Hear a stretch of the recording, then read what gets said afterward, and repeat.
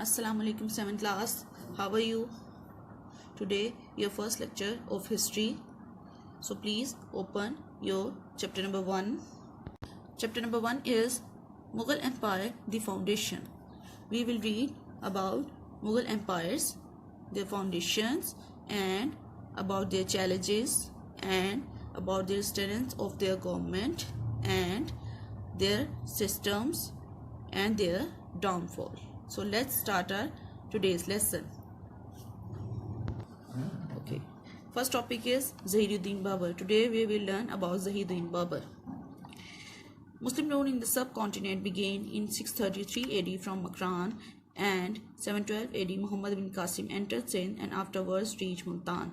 मुसलमानों की जो दौरे हुकूमत है वो 633 हिजरी कबल मसीह में शुरू हुआ मकरान से और 712 में मोहम्मद बिन कासिम की फतह के साथ मुल्तान तक जो है वो उनकी हुकूमत फैली। ठीक है, इस दौर में जो है वो मुख्तलिफ हुक्मरान जो है वो वहाँ पर हुक्मरानी कर रहे थे, जिनके बारे में हमने अपनी क्लास 6 में पढ़ा है। ठीक है, अब हम मुग़ल एम्पायर्स के बारे में पढ़ते हैं। ठीक है, Zahiruddin Muhammad Babur defeated Sultan Ibrahim Lodi and founded Mughal empire. यानी जो पहले मुग़ल एम्पायर हैं वो ज़हीरुद्दीन बाबर हैं, जिन्होंने इब्राहिम लोदी को शिकस्त दी और जो है वो मुगलिया दौर की मुगलिया सल्तनत की बुनियाद रखी। Babur was born in Fergana now in Uzbekistan. Uzbekistan का ये पुराना नाम है Fergana. In 1483 his father Umar Shaikh Mirza was the ruler of Fergana. वो उसके वालिद जो है वो बाबर के वालिद फरजाना के हुक्मरान थे। ही वाज अ चुगताई तुर्क, यानी वो चुगताई तुर्क है। And belong to the stock of Amir Timur, और अमीर तैमूर की नस्ल से ताल्लुक़ रखता है। उसकी वालदा भी जो है वो एक मंगोल्स के चीफ की बेटी थी, जिसकी वजह से बाबर में बहादुरी और जुर्रत अपने वालदैन की वजह से आई है। Babar is a word of Turkish language. Babar तुर्की ज़बान का लफ्ज़ है जिसके मायने हैं लाइन, जिसका मतलब शेर है। इसके बाद हम इसकी early life, literary taste, practical life को डिस्कस कर लेते हैं। ठीक है, बाबर की जो अर्ली लाइफ है वो नॉलेज और लिटरेचर पर है। ठीक है, बाबर को ज़ुबानदानी सीखने का बहुत ज़्यादा शौक़ था, उसको शायरी सीखने का बहुत ज़्यादा शौक़ था। बाबर की एक मशहूर किताब तुज़्क़ बाबरी, यानी जो उसकी ऑटोबायोग्राफ़ी है वो जो है वो बहुत ज़्यादा मशहूर है। यानी जो ऑटोबायोग्राफ़ी क्या होती है, जो हम लिखते हैं ना, आप बीती या खुद नवेसी उसे कह सकते हैं, तो जो है वो बाबर लिख चुका है। इसके अलावा बाबर की परवरिश चूँकि पहाड़ी इलाकों में हुई, इसलिए उसे नेचर और नेचुरल ब्यूटी से बहुत ज़्यादा लगाव था। लिटरेरी टेस्ट में बाबर को पहले बताया आपको कि तुर्की और फ़ारसी ज़बानों पर अबूर हासिल था और उसकी तुज़्क़ बाबरी बहुत ज़्यादा मशहूर हुई और उसके कई ज़ुबानों में भी तर्जमे किए जा चुके हैं। प्रैक्टिकल लाइफ, बाबर जब 11 साल का था तो उसके वालिद वफ़ात पा गए, तो इस तरह से उसके कंधों पर सियासत का यानी रियासती मामलात का बोझ आ गया और उसके लिए इस दौर में बहादुरी से काम लेना ज़रूरी हो गया। ठीक है, excursions of Babar in Central Asia. ठीक है, यानी बाबर ने वस्ती एशिया में कैसे मुहिम जोई की। ठीक है, बाबर के यहाँ पर 2 हरीफ थे, जैसे बताया कि वो एक हुक्मरान बन चुका था, उसके 2 हरीफ थे, यानी ईरान, शाह ईरान और शिबानी खान। ठीक है, उसने एक सेंट्रल एशिया में, वस्ती एशिया में एक रियासत की बुनियाद रखी। ठीक है, नेक्स्ट पेज पे आ जाते हैं। Attempts to conquer Samarkand. Samarkand को फतह करने की कोशिशें। समरकंद जो है वो अमीर तैमूर का इलाका था। ठीक है, ये दुनिया के मशहूर शहरों में शुमार होता था और यहाँ पर मुख्तलिफ ताजिर जो है वो तिजारत के लिए आते थे। बाबर को इसकी खूबसूरती बहुत ज़्यादा पसंद थी और वो इसको हासिल करने के लिए बहुत कोशिश कर चुका था। उसने एक कोशिश की 1496 AD में, जबकि जो कामयाब ना हुई, लेकिन उसके 1 साल बाद जो है वो उसकी कोशिश दोबारा समरकंद को फतह करने की कोशिश कामयाब हुई। ठीक है, इसके बाद हम पढ़ते हैं कि बाबर ने जो है वो कितने माह गुजारे? 3 माह, यानी 100 डेज, तो 3 माह बनते हैं ना, ठीक है। लेकिन उसे पता चला कि उसके चचाजाद ने जो है वो फरजाना पर कब्जा कर लिया है, तो इसके बाद जो है बाबर ने खुद से दोबारा इस पर कब्जा करने की कोशिश की, ठीक है। इसके बाद capture of Kabul and Kandahar by Babur, Babur की एक और एक्सकर्शन कंधार और काबुल पर हमला करना और उसे फतह करना, ठीक है। Considering this state of fear, Babur and his followers decided to establish their rule in Kabul and Kandahar. यानी बाबुल के जो मानने वाले थे जो है वो उन्होंने कोशिश की कि जो है वो कंधार पर अपनी हुकूमत कायम की जाए। इस सिलसिले में 1504 में जो है वो काबुल को फतह किया और 1511 में कंधार को, ठीक है। आगे हम पढ़ते हैं reasons of Babar's attack on Indian subcontinent. This is your main topic. During his stay in Kabul, Babar marched upon Indian subcontinent. Initially he made small incursions between 1516 to 224 AD। यानी इसमें बताया जा रहा है कि बाबर ने जो है वो काबुल में रहते हुए सब कॉन्टिनेंट यानी बड़े सगीर तरफ जाने की बहुत कोशिश की और छोटी छोटी मुहिमात में हिस्सा लिया। At that time northern areas of subcontinent were under the sway of Ibrahim Lodi.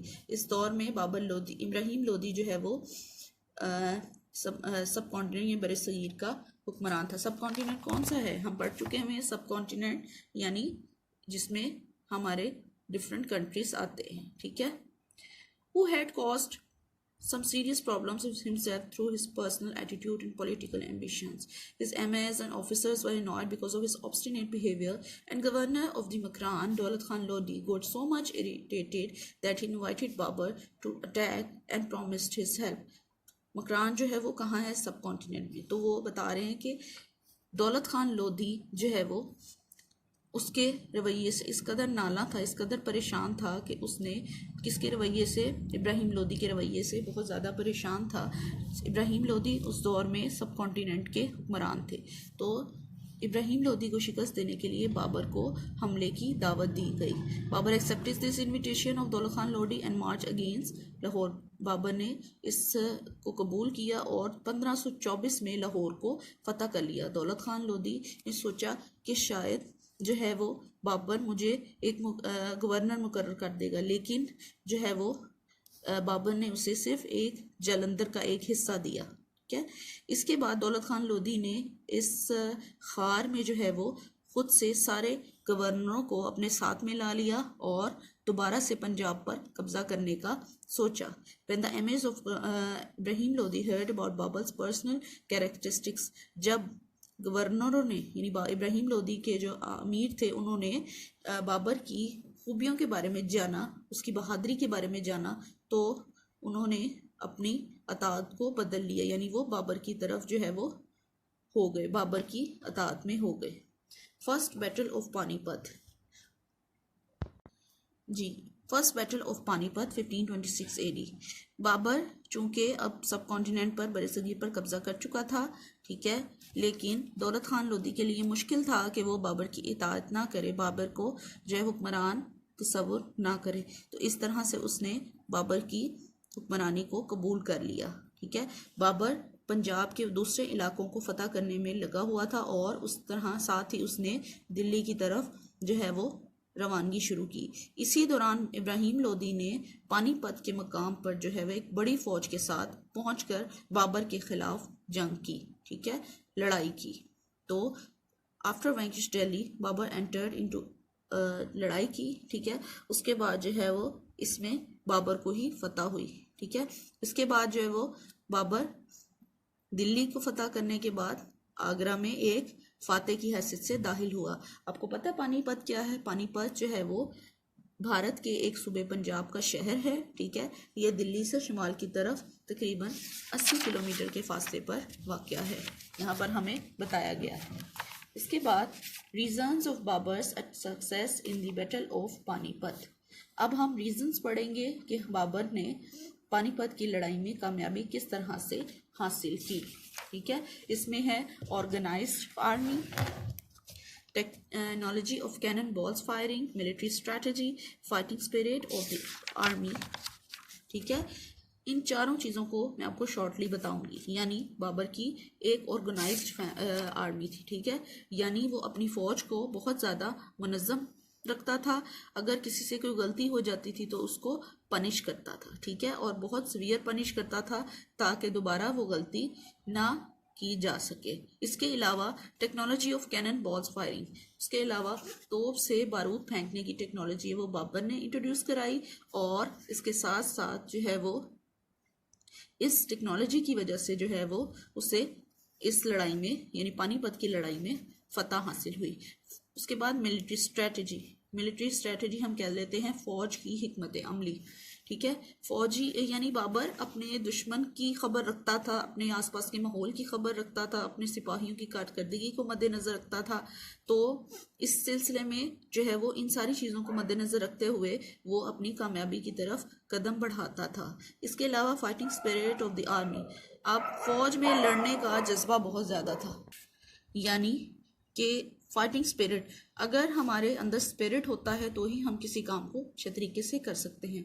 Babar की फौज अपने वतन से बहुत दूर थी और दूसरे इलाकों को फतह कर रही थी बाबर के साथ, इसीलिए जो है वो इस चीज़ का ख्याल रखा जाता था कि हार का जज्बा ना रखा जाए, बल्कि बहादुरी से लड़ने और इलाकों को फतह करने का जज्बा ज़्यादा रखा जाए, ठीक है जी बच्चों। बैटल ऑफ कनवाहा 1527 AD, यहाँ पर आपको मैं ज़ुबानी बता रही हूँ कि बाबर जो है वो, जब बाबर ने हिंदुस्तान पे हमला किया तो उसे इस हमले की दावत देने वालों में मेवाड़ यानी राजस्थान का हुक्मरान राणा संगा भी शामिल था। राणा संगा ने सोचा हुआ था कि बाबर जो है वो हमला करेगा, अपने जो अपने आबाओ अजदाद के इलाकों पर हमला करके वहाँ से लूट मार करके वापस चला जाएगा, लेकिन ऐसा नहीं हुआ। तो जब बाबर ने कब्जा कर लिया तो राणा संगा की फौजें जो हैं वो बाबर के सामने आ गई, यानी राणा संगा ने अपनी फौज के साथ जो है वो बाबर के मुकाबले का फैसला किया, और इस तरह ये जंग कनवाहा के मकाम पर मुनक्किद हुई, यानी कनवाहा के मकाम पर लड़ी गई, ठीक है। इस दौरान बाबर ने अपने फौजियों के साथ एक तकरीर की जिसके बारे में हमें यहाँ बताया गया है, ठीक है। इस तकरीर में क्या था, इसमें यह था कि हम अपने वतन से दूर हैं और हमें अल्लाह ताला हमारी ज़िल्लत से बचाए और हमें कामयाबी की तरफ राहें दिखाए। या तो हम मुसलमान होने की हैसियत से इस लड़ाई को जो है वो जारी रखेंगे, इलाकों को फतह करेंगे और एक गाजी की हैसियत से ज़िंदगी गुजारेंगे, या फिर लड़ाई करते हुए और जद्दोजहद करते हुए इस दुनिया से चले जाएंगे। इसके बाद विक्ट्री ऑफ चंदेरी की फतह, ठीक है जी। कनवाहा में कामयाबी हासिल करने के बाद बाबर ने चंदेरी के इलाके को फतह करने की कोशिश की, लेकिन फिर बिलाखिर इस इलाके को फतह किया और इस पर यहाँ मौजूद किले का मुहसरा किया, किले को फतह किया, ठीक है जी।